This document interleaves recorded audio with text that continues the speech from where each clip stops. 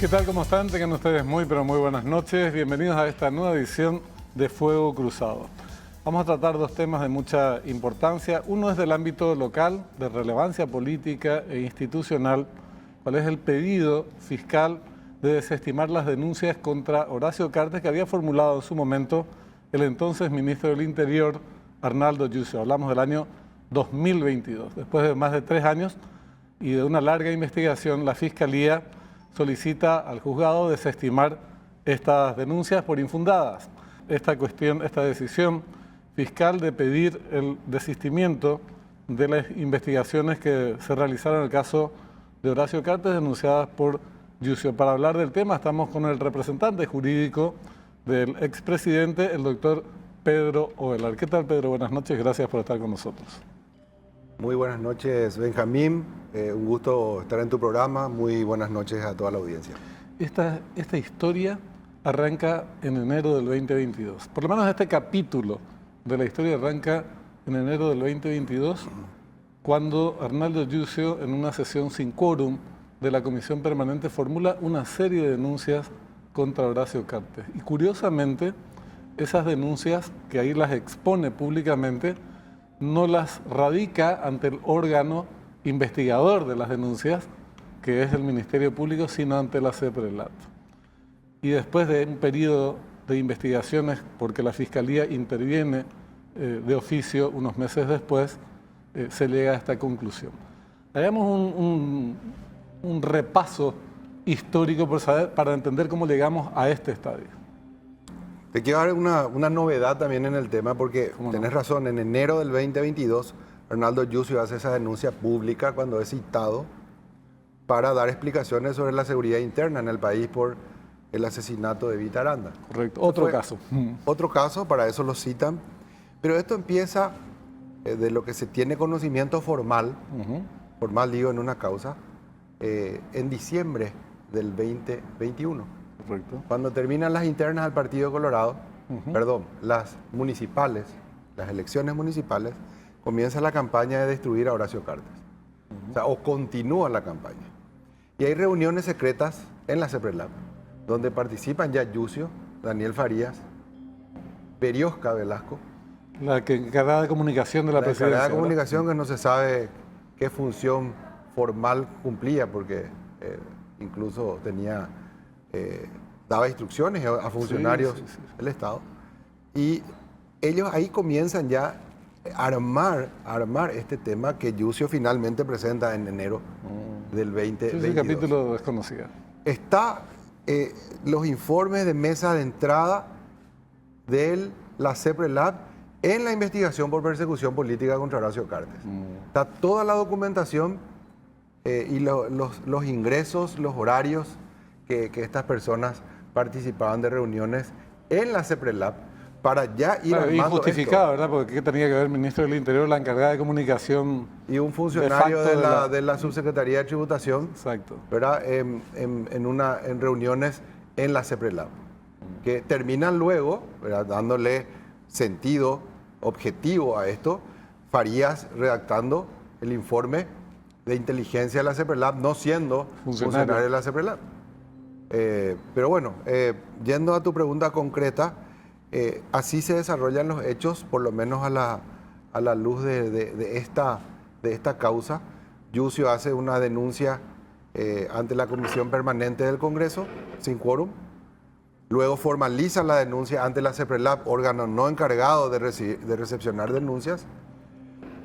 La CEPRELAT hace 2 informes muy relevantes. El primero recién lo conocemos en el año 2023, pero el primer informe, que fue de abril del 22, enviado a FinCEN. El informe, FinCEN es que para los la Unidad de Inteligencia Financiera de los Estados Unidos. La CEPRELAT, lo que es aquí en Estados Unidos, es FinCEN. La CEPRELAT de Paraguay, en abril del 2022, envía un informe espontáneo, o sea, nadie le pidió, nadie le preguntó, y hace un pedido de que la jurisdicción norteamericana intervenga sobre Horacio Cartes y miente abiertamente sobre supuestos movimientos financieros en paraísos fiscales, utilizando para el efecto al sistema bancario estadounidense. Claro, que es la forma de, digamos, inducir a Estados Unidos a que tome parte en el asunto. Que tome intervención. Y ahí empieza a relatar una serie de hechos sin relevancia penal, que solamente sirven para un relato de endilgar a alguien sin ninguna prueba, hechos punibles o supuestas participaciones en esquemas criminales. Y luego, en mayo del 2022, eleva un informe, el que preparó Farías, corrigió René Fernández, firmó Carlos Arregui, y se filtra a ABC y Última Hora para que publiquen todos los detalles de supuestas vinculaciones de Horacio Cartes en esquemas criminales. Es eso lo que la Fiscalía investigó durante estos años, y sobre eso es que determina de que no existen hechos punibles, no existen crímenes, no existe participación de Horacio Cartes en ningún esquema criminal, y pide a un juez que archive la causa, que la desestime por falta de mérito. Ahora, esta filtración, que es una de las denuncias que después se formulan en contra de Yucio, se constata por el hecho de que la prensa tuvo acceso antes que la Fiscalía, que toma cartas en el asunto. Sin embargo, no es la Fiscalía la que recibe primeramente el informe, sino los medios de comunicación. ¿Hubo algo de esto que los difundieron ABC y Última Hora? Así antes mismo, de que se radique, digo, en el tema en ámbitos fiscales. En eso, justamente en eso radica la causa por la cual están acusados Yucio, Arregui, Fernández, Farías y otros funcionarios, y donde también está imputado Mario Abdo Benítez y Mauricio Espínola. ¿Dónde entran ellos dos? Ese informe que se hace público en finales de mayo del 2022, ya Desiré Masi, Mauricio Espínola y Mario Abdo Benítez lo hacían públicos en conferencias de prensa o en discursos políticos. Incluso fotografías del informe Mauricio Espínola publicó en la red social Twitter en ese tiempo, donde estaba el sueldo de Santiago Peña. Mario Abdo hacía referencia al sueldo de Boidanich, de cuántas empresas tenía Horacio Cartes. Toda esa información confidencial. Eso te iba a decir justamente. Esa información es confidencial incluso ante otros funcionarios del Estado, incluyendo el presidente o su secretario privado. Esa es una información que CEPRELAT nunca pudo haber salido de CEPRELAT, salvo para órganos como Fiscalía o sus pares en otros países. O puede ser para la Subsecretaría de Tributación, algún banco. Correcto. Todos tienen el deber de guardar secreto. Y el funcionario público que tuviera conocimiento en base a su función, por el cargo que ostenta, tiene la obligación de guardar secreto. Violar esa obligación es lo que prevé la norma penal, penas de hasta 5 años de prisión. La Fiscalía toma cartas en el asunto entonces en marzo, abril del 2022. 3 años y poco más saca esta decisión. Toma esta decisión. ¿En qué funda su decisión y cuáles son los siguientes pasos institucionales en la Administración de Justicia? Bueno, la hipótesis de Yucio es totalmente, y la hipótesis de la CEPRELAT es totalmente derribada por la Fiscalía, porque realiza diligencias tendientes a esclarecer algunos hechos. Uno de ellos es el enriquecimiento ilícito. Dice Horacio Cartes, se enriqueció estando en el cargo. Y lo que la ley condena o lo que la ley prohíbe es el enriquecimiento ilícito. Que haya un crecimiento patrimonial legal proveniente de una actividad lícita, ya sea la percepción de la remuneración como funcionario público o los dividendos provenientes de una actividad privada por ser accionista de alguna empresa, alguna industria, no es un enriquecimiento ilícito, es un enriquecimiento lícito, no está penado. Y lo que hace la Contraloría es mirar cuando él ingresa, cuando él sale, y todo ese crecimiento durante el tiempo que estuvo en el cargo si está justificado o no. Y concluye que sí, que hay justificación y crecimiento justificado, valga la redundancia, y da la correspondencia. Entonces el Ministerio Público mal podría decir, no, no hay correspondencia. ¿Por qué? Y porque lo dice ABC Color, Claro. o porque lo dice Yucio. Las cuestiones tienen que ser objetivas. Otros temas, Contrabando. el contrabando, ¿verdad? Y acá hay que ser muy estrictos en el análisis. ¿Qué es el contrabando? ¿Y quiénes son responsables del contrabando? Contrabando es ocuparse por sí o por terceras personas del ingreso al territorio nacional o del egreso del territorio nacional por vías no declaradas de mercaderías, que finalmente ¿qué tienen que producir? Un daño al fisco. Claro. Se va del pago de tributos. Se evade el pago de tributos. Que yo produzca, que yo genere una actividad industrial y produzca algo que finalmente, entre muchas otras cosas, porque acá van a entender que solamente a Brasil cruzan cigarrillos de Tabesa, y eso no es así. Eso no hace que la persona que lo produzca o la persona que lo industrialice, estos productos, sea responsable de lo que hagan después terceras o cuartos compradores de ese producto. Y quieren darnos a entender de que es ilícito producir en mayor cantidad de lo que puede consumir nuestro mercado. Y ahí yo quiero ser bastante estricto en el análisis porque el derecho penal no funciona así. Si fuera así, muchos importadores deberían estar presos también o procesados, porque la cantidad de productos que ingresan al Paraguay en informática, electrónica, cubiertas, perfumes, bebidas alcohólicas, no se compadecen, o ropa misma, ¿verdad? No se compadece con nuestro mercado.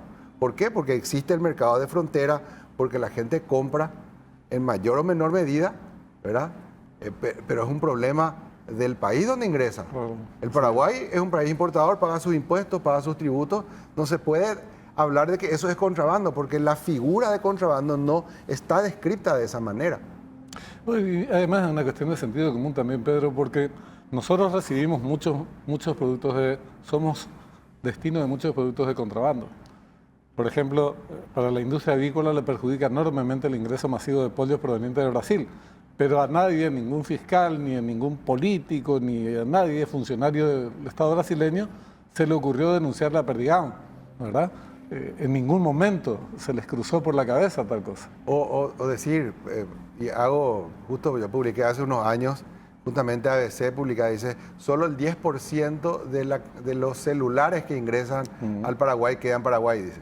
O sea que hay un 90% que va al exterior. Entonces, debería ser procesado el dueño de Apple, de Samsung en los Estados Unidos, por atreverse a exportar productos en mayor cantidad de la población paraguaya. Sí. O sea, llegamos a un absurdo o a una, infantil conclusión de que eso es contrabando. Y después llegamos a otros aspectos como el lavado de dinero. Voy a irme al tema de evasión de impuestos porque Horacio Cartes no se inscribió en el Banco Central para ser prestamista.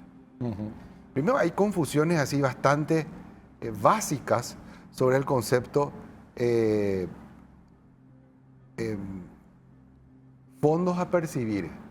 Porque Horacio Cartes tenía dentro de sus empresas gran cantidad de dividendos no distribuidos y aún no retirados por él. Entonces eso es dinero a percibir. No era intereses a percibir, porque ahora hace poco vi que publicaba dice Horacio Cartes tiene por recibir $300 millones en intereses o en préstamos, ¿verdad? El capital sería monumental, ¿verdad? Sí, sería una locura, ¿verdad? Pero publican cualquier cosa, ¿verdad? Todo por el encabezado y por criticarle a la persona o endilgarle un hecho punible, pero uno empieza a leer y dice, esto no puede ser, ¿quién escribió esto? El préstamo entre empresas es lo más normal que existe en el mercado, local o en los negocios. Una empresa vinculada a otra se puede prestar sin problema de dinero. Claro. Y se paga un interés, se factura y no hay inconveniente. O el préstamo ocasional entre personas no me obliga a mí a inscribirme ante el Banco Central como algunos medios quieren instalar, que eso es un ilícito. Lo que obliga a un sujeto a inscribirse como prestamista es percibir dinero del público y ese dinero prestar a terceros. Claro. La intermediación financiera.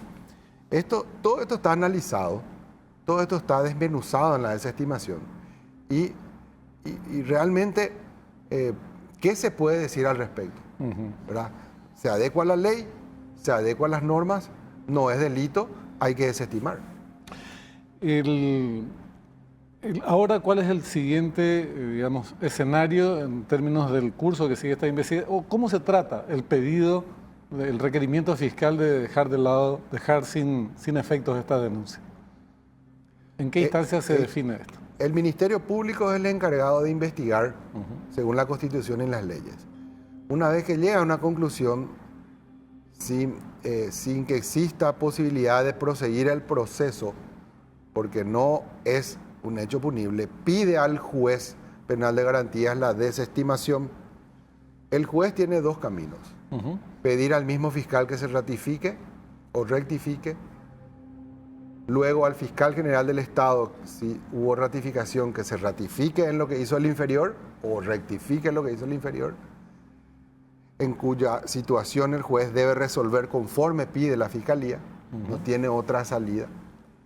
O el juez, sin necesidad de ese trámite, directamente resolver la cuestión.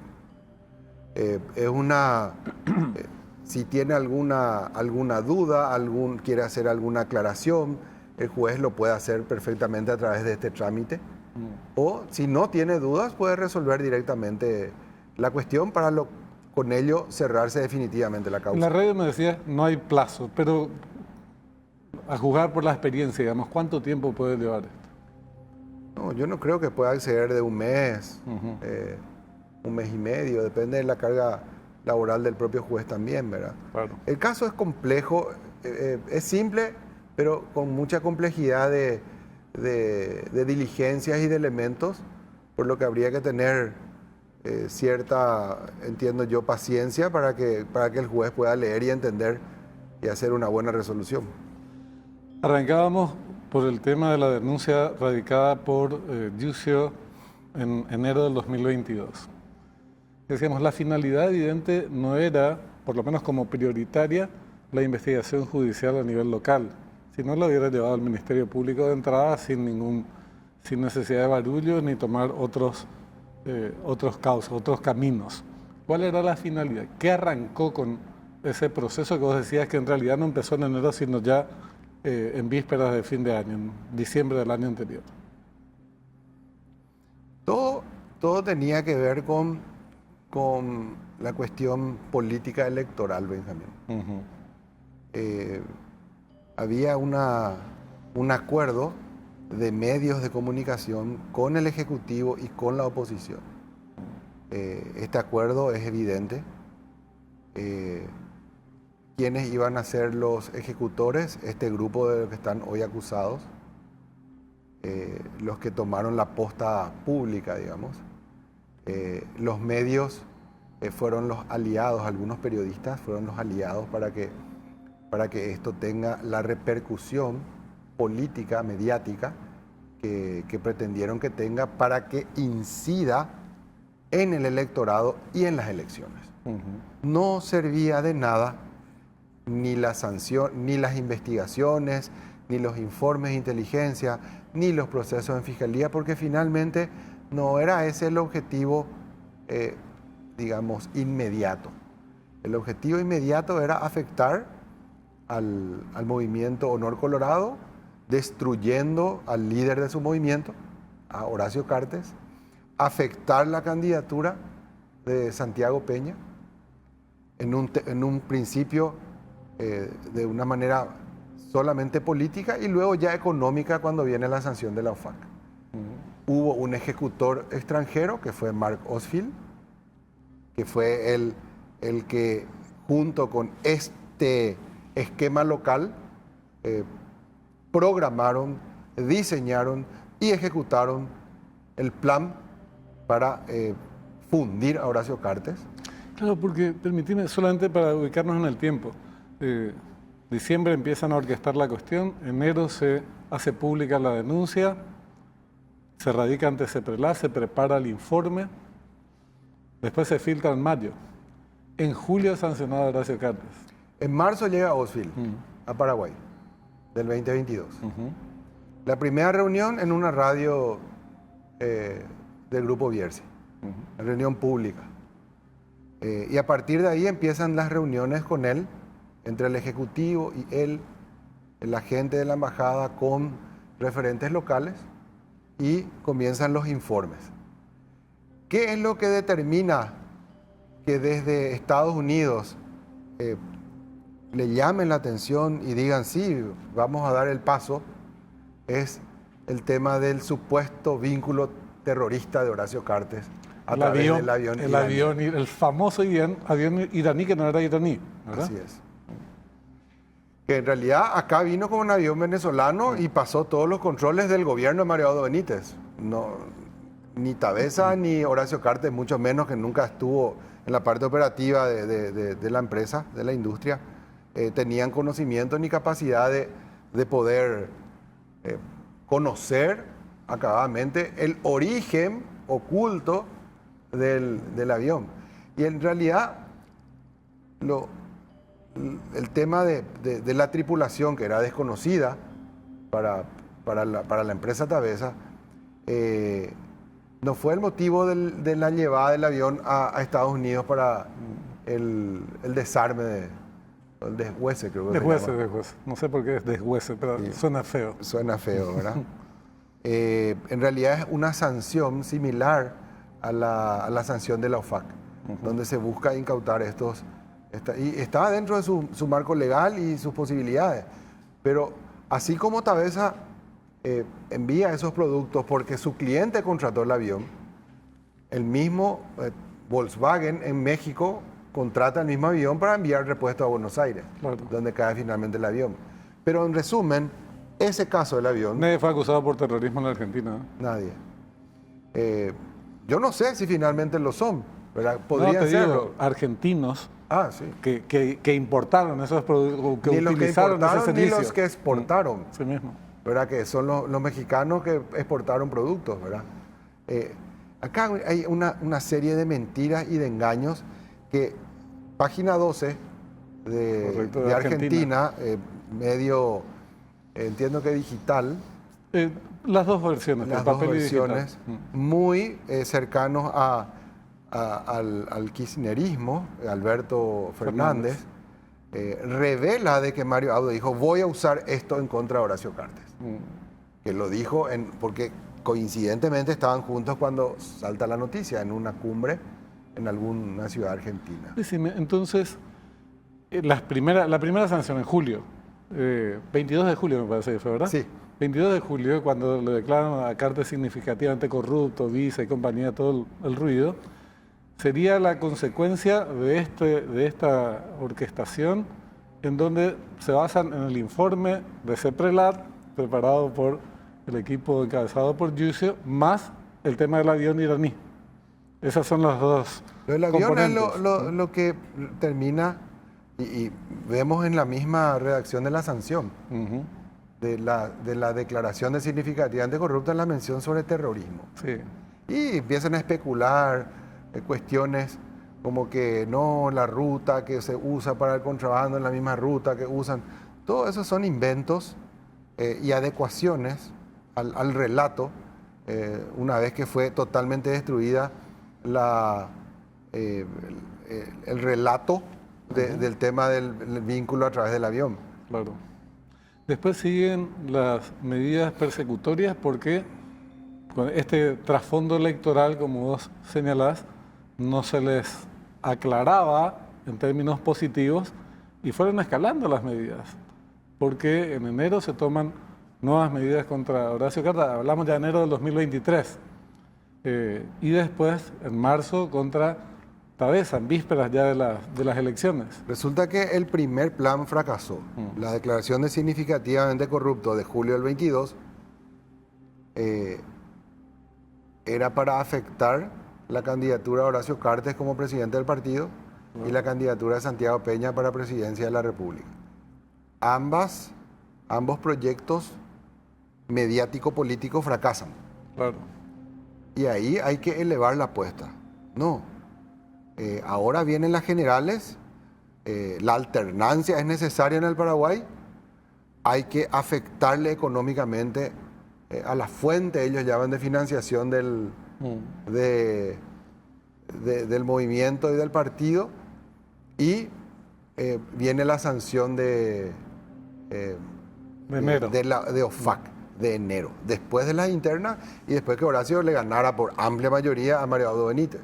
Correcto. Y no te olvides que hubo hasta actores políticos colorados que festejaron la sanción del anterior gobierno, digo, que decían, no, ¿cómo el partido cómo Horacio Cartes va a ser ordenador de gastos? ¿Cómo va a prestar dinero del sistema bancario? Todo eso hicieron, Benjamín. Nos olvidamos nomás un poco de todo ese ataque político mediático que fue muy intenso, tremendo, ¿verdad? Que jugaron a matar y a destruirle a una persona.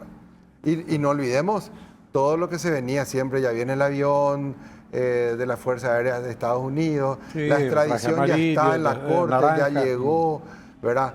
Todo eso fue un esquema y un conferencia programa. de los viernes, conferencia de prensa. Sí, todo eso fue parte de esa trama, ¿verdad? Que hoy sigue teniendo vigencia porque los daños siguen permaneciendo sobre la persona de Horacio Cartes. Hay, a nivel judicial, el tema del avión iraní no corrió, se desestimó, ¿verdad? Y ahora el tema de las denuncias en general también son dos cuestiones que se aclaran, se van aclarando en el ámbito judicial, pero como vos decís, con consecuencias muy, muy duras para Cartes y el grupo empresarial que él dirigió todos esos años. Y indirectamente, además de los damnificados directos, que es él y su familia, hay muchísima gente que sufrió las consecuencias. Claro. Puestos de trabajo, sufrimiento moral, incluso porque tanta gente a mí me llamaba y me decía, doctor, nosotros es cierto que vamos a perder nuestro trabajo, es cierto que se van a cerrar las empresas, es cierto que un daño tremendo moral, ¿verdad? Y una angustia que han creado a miles de paraguayos, porque detrás del grupo Cartes existen miles de familias y de paraguayos que viven y trabajan de ese, digamos, de ese esquema empresarial. La persecución es un hecho repudiable, abominable desde todo punto de vista, cualquiera sea el que es objeto de esa persecución y cualquiera fuere el que la promueva. Y en un Estado de Derecho es completamente inadmisible porque le deja a uno en un estadio completa indefensión, que es lo que pasó. Y después las consecuencias sucede tipo con la inflación. Una vez que se disparó la inflación y ya te comió parte de tus ingresos, no tenés forma de recuperar, por más que después se estabilice la economía. En este caso pasa algo igual. Se van a aclarar las cosas, pero el daño ya se ocasionó. Igual es necesario enmendar y corregir para que institucionalmente el país no se quede sin resolver algo que sería muy peligroso. Y digo esto porque se vincula con otra causa, que lo charlamos muy superficialmente en la radio, que es la denuncia que presenta Cartes contra sus denunciantes, quienes a diferencia de él sí tuvieron y tienen todo el derecho de ejercer su defensa. Ustedes le denuncian por falsa denuncia, asociación criminal, una serie, filtración de informaciones. Me parece que hace más de un año de esto, y ese proceso, nos aclararás los términos del mismo, está en un estadio, en algunos casos, mucho más avanzado que en otros, el mismo de Giusio y algunos funcionarios, no así en el caso de Mario Abdo y Mauricio Espinel, quienes se esconden en sus fueros. ¿Es así? Ese caso revela toda esta trama que yo estoy ahora relatando en este programa, Benjamín, eh, a diferencia de Horacio Cartes, que fue condenado mediáticamente y a partir de sanciones que no le dieron derecho a defenderse, que hoy estamos a través de los abogados buscando los mecanismos de aclarar ciertas cuestiones a estas instituciones extranjeras. Los imputados en esta causa tienen todas las facultades y derechos constitucionales de reclamar y de probar de que lo que se afirma en la denuncia y de lo que la Fiscalía comprobó es falso o no es cierto. Porque recurrir a mentiras y a chicanas para no discutir el fondo de la cuestión poco ayudan a esclarecer los hechos.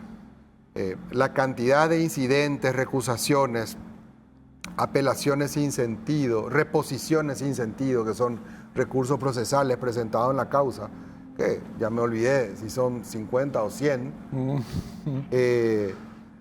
verdaderamente lo que supone y lo que nos indica es que no quieren discutir sobre el fondo de la cuestión. Y mismo, ni qué decir, Mario Abdo y Mauri Espínola, que salieron a decir que ellos pedían su desafuero, pero sabiendo de que en verdad no querían eso, y dieron las instrucciones de que no avance en las cámaras a través de sus aliados. Es que si la denuncia de ellos hubiera tenido bases reales y no simples pretextos a los fines de la persecución, hubieran sido los principales interesados en promover esta discusión. Sí, también tiene relación con la otra causa que ahora se va a dejar de lado, promovida por ellos. Entonces, si tuviera sustento en la realidad, serían los pioneros, los mayores simpatizantes de que ese tema se discuta. El asunto es que transcurrió un año, la Fiscalía los acusa a Giusio, a René Fernández, a Carlos Arregui y otros funcionarios del gobierno de Mario Abdo. No le puede acusar a Mario Abdo y a Mauricio porque tienen sus fueros, pero los otros sí, y pide que se eleve a juicio tal. Y siguen las chicanas, son de verdad chicaneros seriales. Y la última chicana, por lo menos hasta ahora, probablemente haya más, no sé si existe esa posibilidad procesal, data de hace 40 días. Está en el tribunal que tiene que expedirse para que el caso avance. 40 días me parece un plazo demasiado largo para resolver un incidente judicial. No sé, yo no soy abogado, vos dirás. La verdad que sí, Benjamín.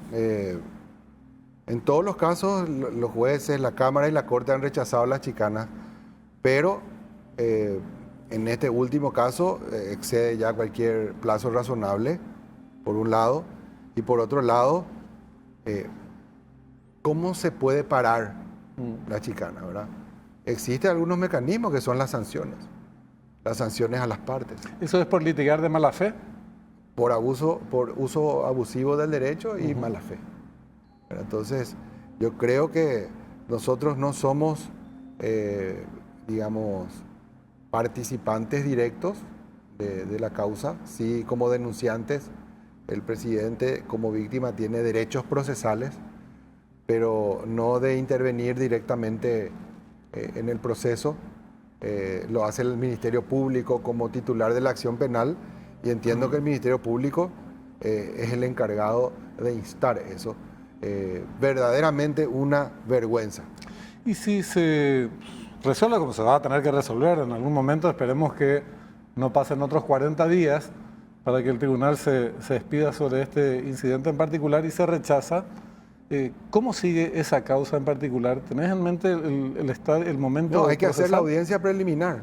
La audiencia preliminar para que el Ministerio Público funde su requerimiento. Y ahí se determina si va a juicio oral. Exacto. O no. Y ellos tienen que plantear sus defensas, sus pruebas, ¿verdad? Si quieren plantear el sobreseimiento definitivo o algún incidente de nulidad, tiene todo el derecho a hacerlo, ¿verdad?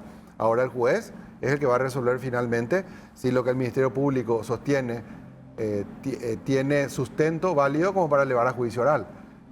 Es evidente que existe ese sustento, es profusa la prueba, hay una cantidad de elementos que determinan la participación de estas personas en los hechos ahí acusados. Finalmente, entonces, Pedro, ambos procesos, si ambas causas, si bien corren por cuerdas paralelas, a ritmos distintos, están enganchadas, están muy vinculadas. Tanto lo que plantea la Fiscalía ahora, que es desestimar las denuncias contra Horacio Cartes, como las denuncias que hizo Cartes contra los que le acusaron falsamente. Asimismo, Benjamín, la causa de persecución política, que así está titulada, donde Horacio Cartes es denunciante, y esta, donde él era investigado, tienen una vinculación a partir de hechos que funda la acusación la Fiscalía desde esta causa. Y la posición del Ministerio Público es congruente, porque desestima, diciendo acá no hay elementos, sí hay elementos sobre la filtración y la persecución de inocentes, la cual fue víctima Horacio Cartes. Clarísimo, te agradecemos mucho, Pedro. Vamos a seguir consultándote porque sobre esto van a haber novedades seguramente en el curso de los próximos días. Muy amable, muchas gracias. Siempre a las órdenes, Benjamín, y muchas gracias por esta nueva invitación. Bueno, cerramos nuestro programa de hoy. Vamos a seguir con ambos temas, desde luego en otros espacios. Antes, les queremos hacer una recomendación. En Basa sabemos que los logros son más grandes cuando se comparten, porque no es solo un 0 kilómetro, es llenarlo de amigos. Y no es solo un viaje, es vivirlo con quienes más querés. Por eso en Basa tenemos un producto para hacer posible cada momento. Basa a tu lado en cada logro. Les agradecemos por habernos acompañado estos minutos. Nos reencontramos el próximo domingo, como siempre, a las 21 horas. Hasta entonces.